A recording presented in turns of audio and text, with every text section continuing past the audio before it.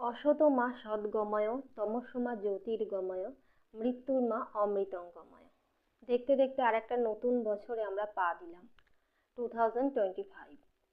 2025 এটাকে যদি আমরা অ্যাড করি, একসঙ্গে যোগ করি, তাহলে যে মূল অঙ্কটা আসবে সেটা হচ্ছে নাম্বার 9। নাম্বার 9 হচ্ছে মঙ্গলের নাম্বার। এই বছরে আমরা কি করলে আমরা সফলতা পাবো? তাহলে এবছরে যেটা করতে হবে সেটা হচ্ছে আমাদের ডিসিপ্লিন লাইফ লিড করতে হবে। অর্থাৎ প্রতিদিন জীবনে আমাদের রুটিনটা ঠিক করে নিতে হবে। কখন কি করব, এই টাইমে এই স্নান করব, এই টাইমে এই কাজ করব, এই টাইমে পড়বো। এইভাবে যদি আমরা আমাদের ডেইলি লাইফকে একটা রুটিন অনুযায়ী বা পরিকল্পনা মাফিক আমরা করতে পারি, তাহলে আমরা অবশ্যই সফলতা পাবো।